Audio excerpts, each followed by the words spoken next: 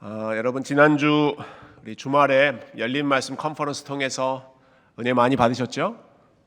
예, 총 9번의 말씀을 저희가 들었습니다. 예, 총 5분의 목사님을 통해서 9번의 말씀, 음식으로 치자면 뷔페와 같은 5명의 요리사가 준비해준 아주 뷔페 음식을 드셨는데요.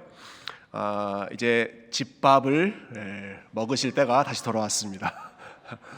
예, 항상 요리하는 사람이 준비하는 집밥이 여러분에게 더 건강에 도움이 된다는 사실을 기억하시고, 오늘 아멘 해주신 분 제가 기억할게요. 사실 하나님 말씀은 재료가 워낙 좋기 때문에 누가 요리하고 누가 전하더라도 우리에게 힘이 되고 또 은혜가 되고 또 능력이 되는 줄로 믿습니다. 예수님께서 지금 예루살렘에 들어가셨는데요, 많은 사람들이 환호하고 환영했습니다. 근데 그럴수록 예수님에 대한 반대하는 사람들도 점점 본인들의 본심을 드러내죠. 예수님 반대하는 사람들은 예수님 때문에 자기들의 입지가 줄어드는 그런 사람들이 아주 예수님을 거세게 반대했습니다. 오늘 15절 한번 보십시오. 15절이 이렇게 시작합니다. 이에 바리새인들이 가서 어떻게 하면 예수를 말의 올무에 걸리게 할까 상의하고, 지금 예수님을 함정에 빠뜨리려는 것입니다. 재미있는 표현이 말의 올무라고 되어 있죠. 말의 올무, 말로 덫에 빠지게 하겠다라는 것입니다. 그러면서 이 사람들이 이제 작전을 펼치기 시작하는데요. 16절에 보면 그 바리새인들이 자기 제자들을 헤롯 당원들과 함께 예수께 보내어 뭔가 계략을 이제 진행하기 시작하죠. 바리새인들과 헤롯 당원들이 함께 손을 잡고 지금 예수님을 공격하려고 하는 것입니다. 그런데 이 두 그룹이요, 아주 말에 능수능란한 사람들이었습니다. 자, 바리새인들은 율법을 아주 꼼꼼히 연구하고 가르치는 사람들이었습니다. 법 전문가입니다. 법 전문가, legal expert. 법을 연구하고 또 법을 가르치는 사람, 얼마나 말을 잘하고 아주 현란한 화술을 가지고 있는 사람이겠습니까? 또 헤롯 당원들, 이 사람들은 그럼 정치인이죠.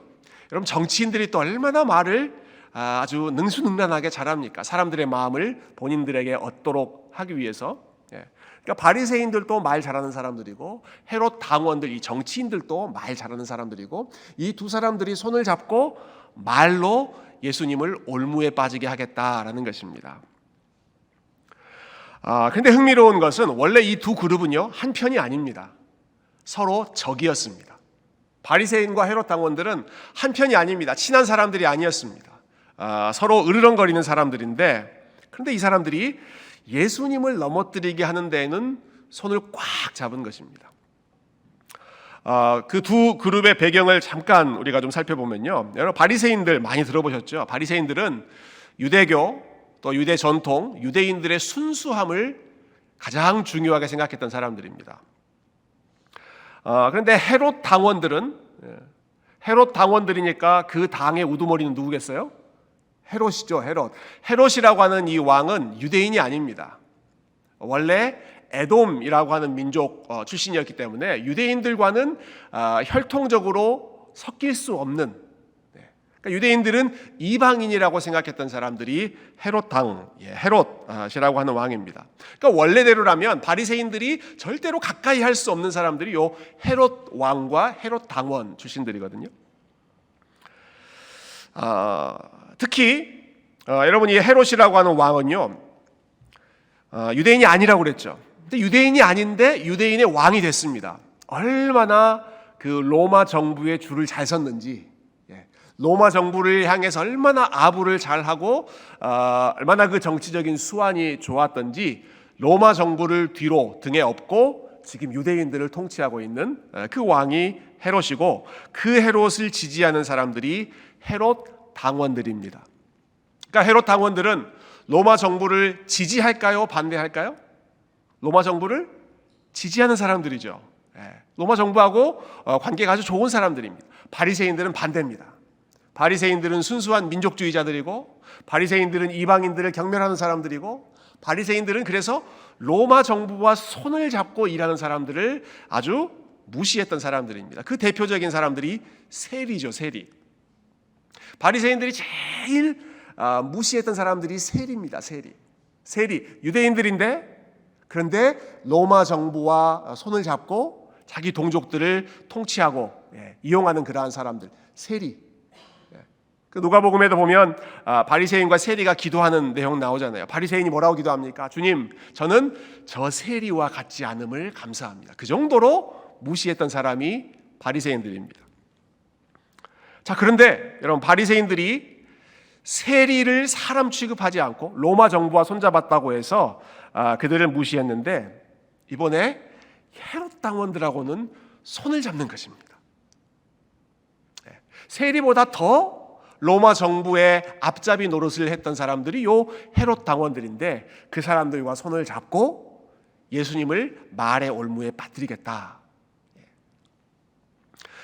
여러분, 그러니까 이 바리새인들이 얼마나 이중적인 사람들인가 하는 게 여실히 드러나죠. 이 사람들이 얼마나 거룩한 척했습니까? 얼마나 자기들이 의롭다고 생각하고 의롭지 못한 사람들을 무시하고 얼마나 의로운 척했습니까? 그런데 그들이 정말로 추구했던 것은 사실 의로움이 아니라, 거룩함이 아니라 이로움, 자기에게 이익이 되는 것을 위해서 누구든 상관하지 않고 평소의 소신, 평소의 신념과 달랐던 사람들까지도 손을 꽉 잡고 공동의 적을 무너뜨리려고 지금 작전을 펼치는 것이죠. 자, 이 두 그룹이 이제 예수님을 함정에 빠뜨리기 위해서 접근하는데요.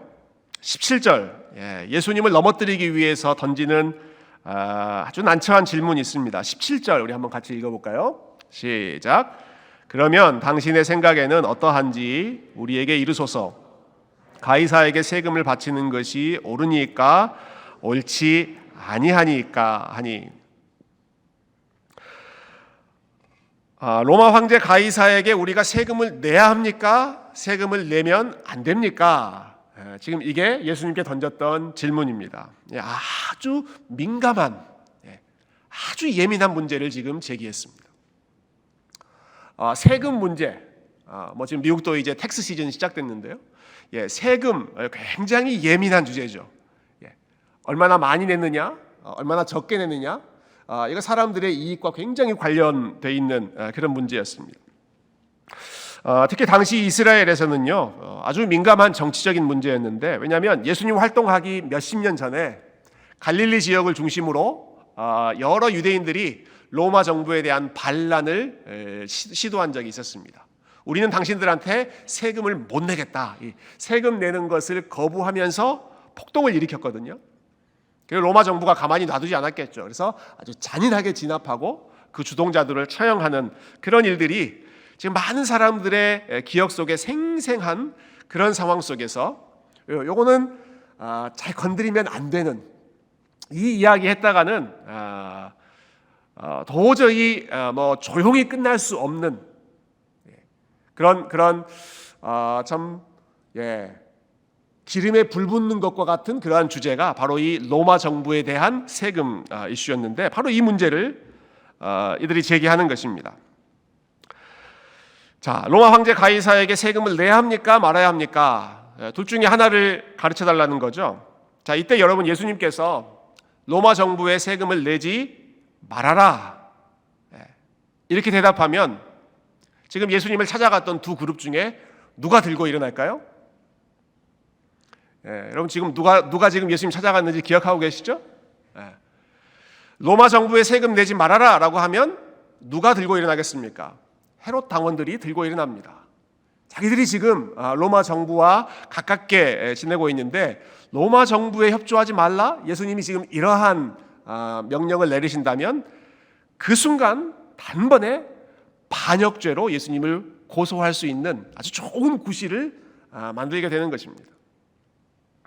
반대로 예수님께서 로마 제국에 세금을 내라, 세금을 내는 것이 마땅하다라고 대답한다면 이제 이번에는 누가 반발할까요? 바리새인들이 반발합니다.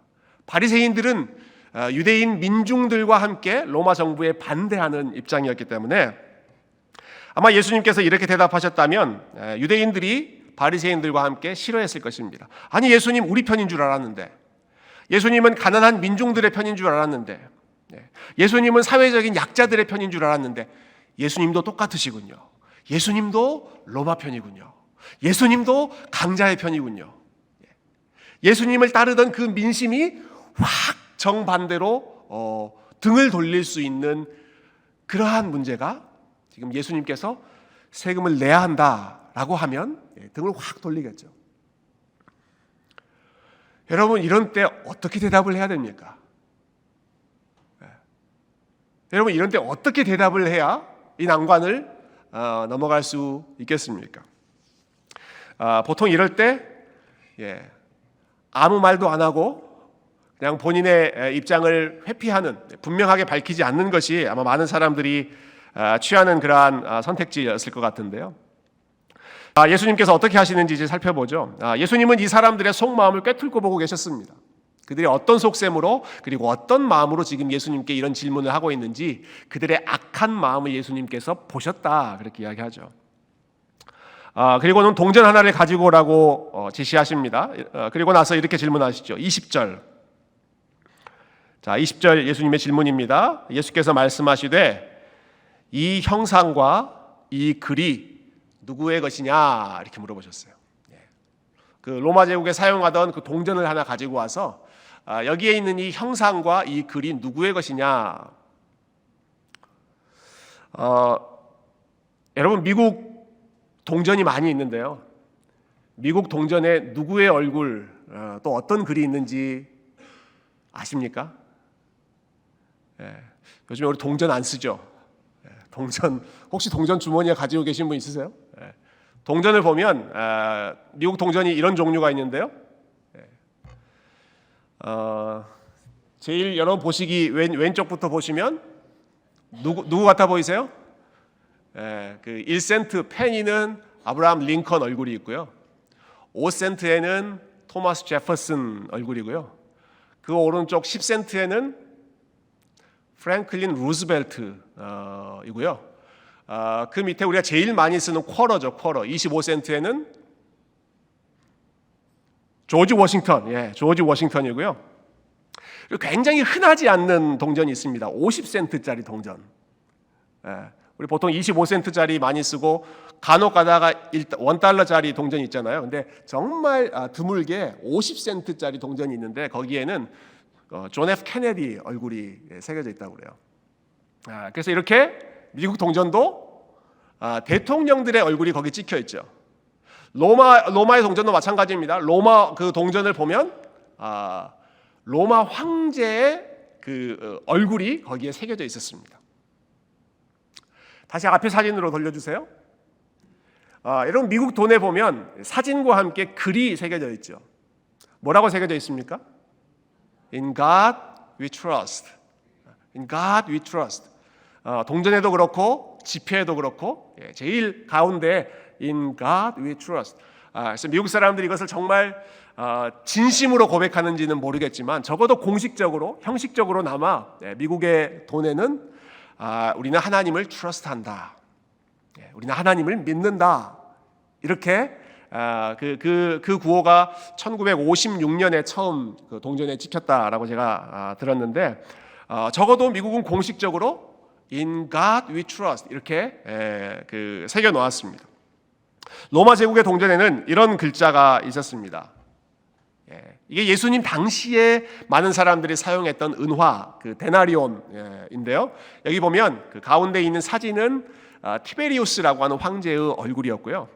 그리고 그 주변에 라틴어로 이렇게 되어 있습니다. 티베리우스 황제, 존귀한 신의 아들. 존귀한 신의 아들. 이게 동전 앞면, 황제의 얼굴이 있는 쪽에 삥 둘러서 있는 글자입니다. 그리고 뒷면으로 가면 또 다른 그림이 있으면서 폰티프 막심, 최고의 제사장 이렇게 되어 있습니다.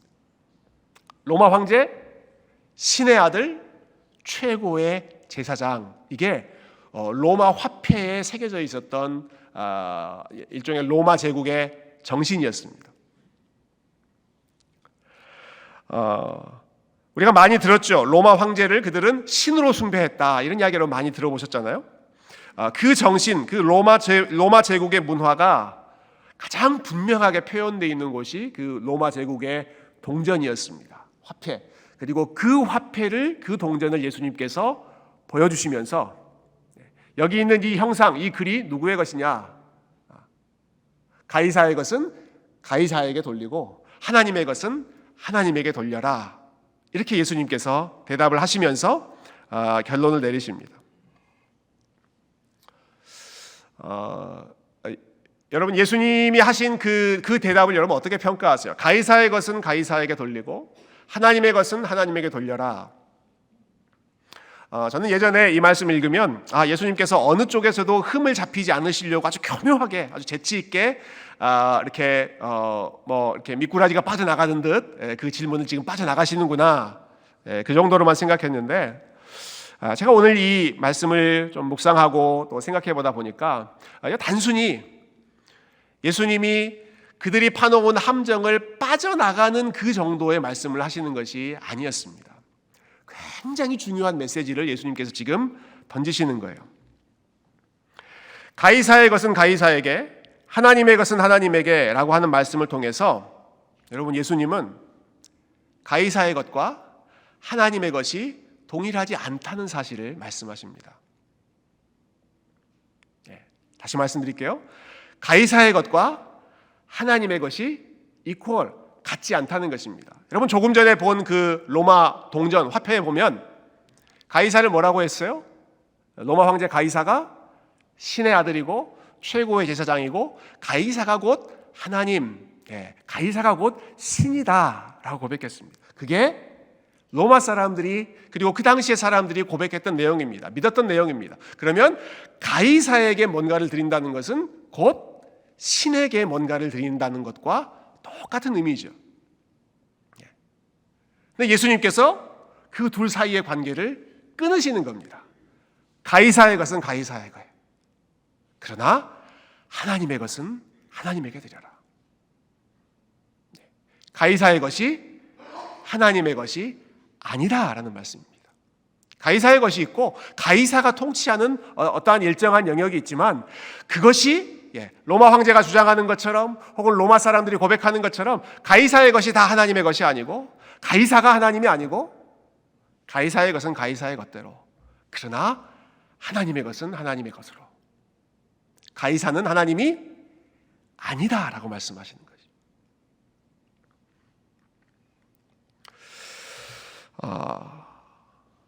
가이사는 하나님이 아니다라는 것입니다. 여러분, 예수님께서 지금 이 말씀을 하면서 그 당시에 모든 사람들이 로마 황제 가이사에게 부여했던 신적인 권한, 신적인 권위를 박탈하는 것입니다.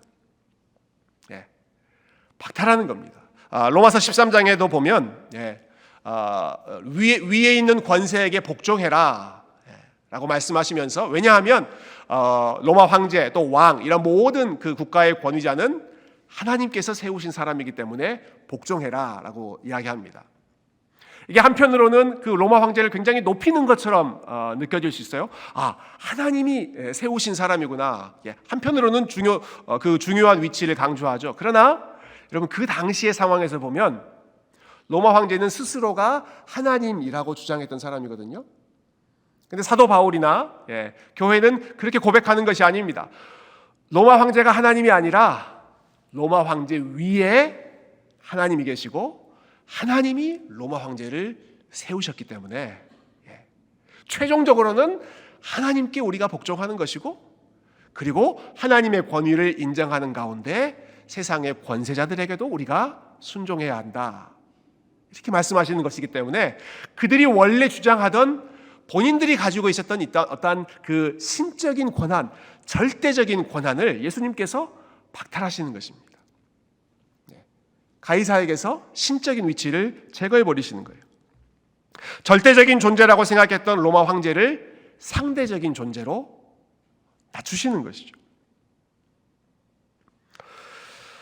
여러분, 여기 가이사, 로마 황제 시저, 그 대신에 우리가 다른 여러 가지 것들을 대입할 수 있습니다. 돈은 하나님이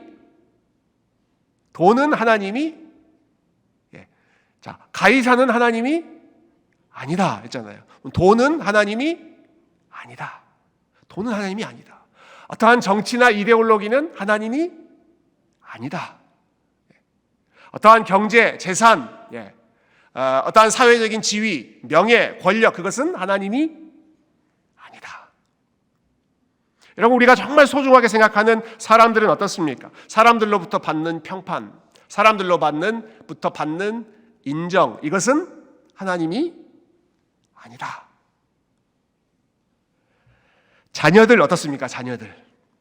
여러분 가족, 여러분의 남편, 여러분의 아내, 여러분의 자녀, 하나님이 기예요? 아니에요? 하나님이 아니다. 가이사는 하나님이 아니다. 그 가이사 안에 우리 모든 것을 다 집어넣을 수 있습니다. 근데 우리가 그것을 하나님처럼 생각하죠. 하나님처럼 생각합니다.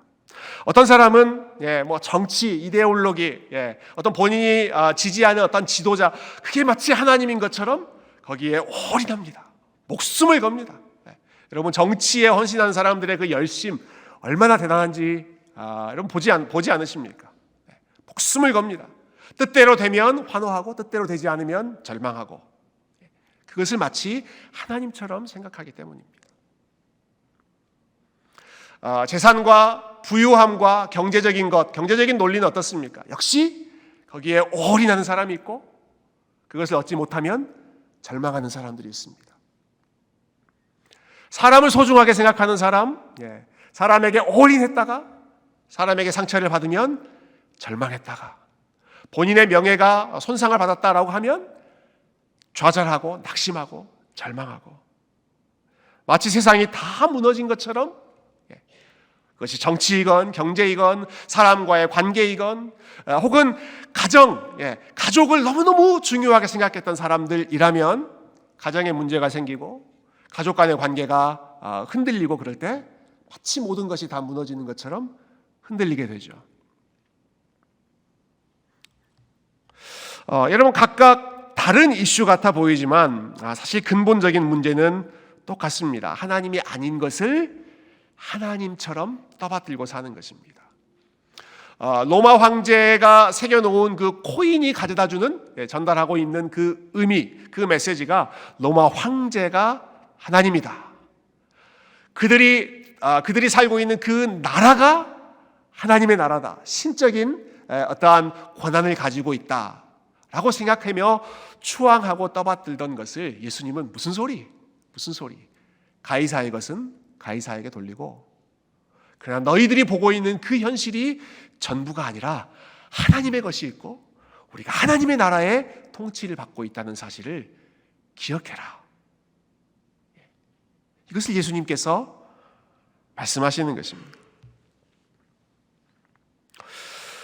조금 더 풀어서 생각해 본다면 예수님의 말씀에 이런 뜻을 우리가 생각해 볼 수 있을 것 같아요. 가이사의 것은 가이사에게 바쳐라. 말은 지금 사람들이 로마 황제의 통치를 받고 있는 상황입니다. 1세기 로마 제국의 지배를 받고 있는 그런 상황 속에 살고 있기 때문에 그 상황을 받아들이며 그 상황에서 해야 할 의무를 성실히 감당하며 살라는 것입니다. 그러나 그것이 전부가 아님을 명심해라. 그것이 전부가 아님을 명심해라. 로마 황제가 전부가 아니고 로마 제국이 전부가 아님을 명심해라. 가이사에게 주어야 할 그러한 일정한 부분의 의무가 있지만 너희는 하나님의 것임을 기억해라 하는 것입니다.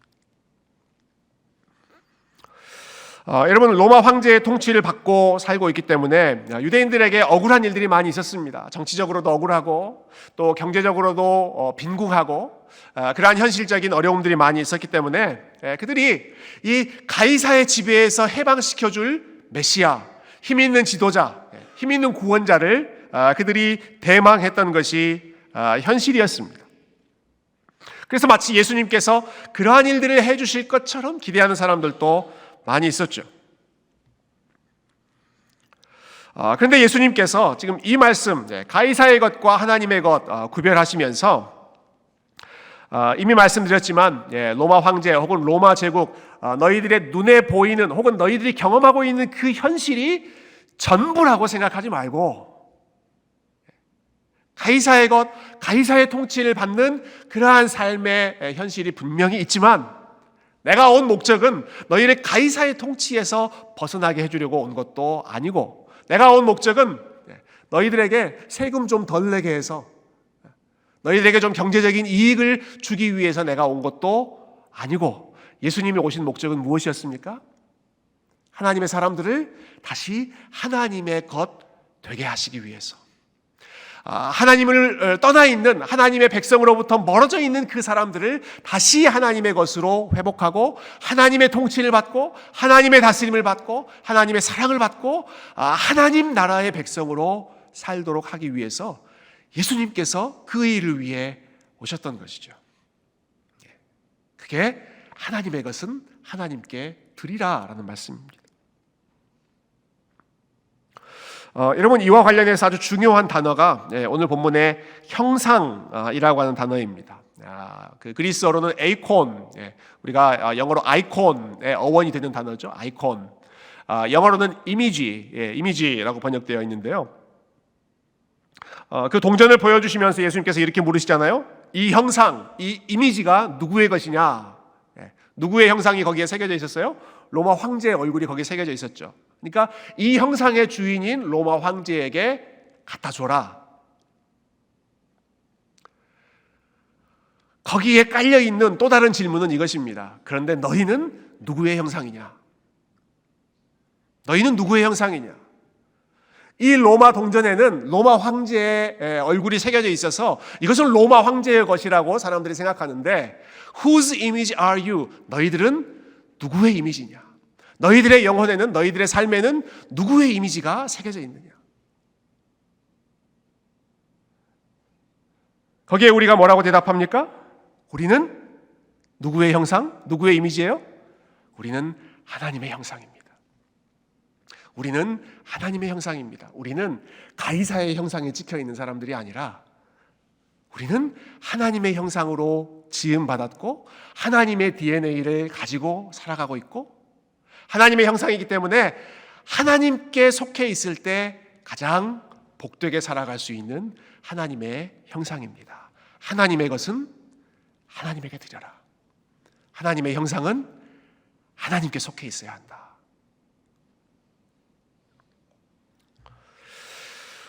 여러분, 이 말씀을 통해서 우리가 우리 신앙의 가장 중요한 원리를 다시 한번 기억하면 좋겠습니다. 저와 여러분은 우리 자신의 것이 아닙니다. 우리는 우리 자신의 것이 아닙니다. 우리는 가이사의 것은 더더욱 아닙니다. 우리는 누구의 것이에요? 우리는 하나님의 것이고, 우리는 하나님의 형상이고, 우리는 하나님의 백성인 줄로 믿습니다. 우리가 살고 있는 이 세상이 여러 가지 것들이 다스리는 것처럼 보이죠. 정치의 원리가 다스리는 것처럼 보이기도 하고, 돈의 원리, 경제의 원리가 다스리는 것처럼 보이기도 하고, 어떤 경우는 오늘 본문에 나오는 바리새인, 헤롯 당원, 이렇게 아주 간교하고 악한 마음을 가지고 있는 그 사람들이 여러 가지 것들을 다스리는 것처럼 그렇게 느껴질 때도 있습니다. 혹은 고통과 질병과 전쟁이 이 세상을 지배하고 다스리는 것처럼 여겨질 때도 있습니다. 그러나 사랑하는 성도 여러분, 이런 이 말씀을 통해서 다시 한번 누가 이 세상을 다스리고 있는지 기억하시기를 바랍니다. 가장 선하시고 가장 지혜로우신 하나님께서 우리의 삶을, 우리의 가정을, 그리고 우리의 교회를, 그리고 이 나라와 이 도시를 우리 하나님께서 다스리고 계시는 줄로 믿습니다. 여러분, 하나님의 다스림을 선포하고 우리가 하나님의 것임을 기억하고 진정한 통치자 되신 그 하나님 앞에 저와 여러분의 마음을, 우리의 생각을 드리고 우리의 두려움과 우리의 근심과 우리의 걱정도 우리 하나님의 통치 앞에 내려놓고 우리의 과거의 일, 현재의 일, 그리고 앞으로 장래의 일 모든 것까지도 이 시간 그 진정한 주인 되시는 하나님 앞에, 하나님, 다 하나님의 것입니다. 다 하나님의 것입니다. 하나님께서 다스리시고 하나님께서 당신의 영광을 위해 당신의 형상된 저의 삶을 신실하게 아름답게 사용하여 주시옵소서. 여러분, 이렇게 기도하고 이렇게 헌신하시는 주의 백성들 다 되시기를 주님의 이름으로 축원드립니다.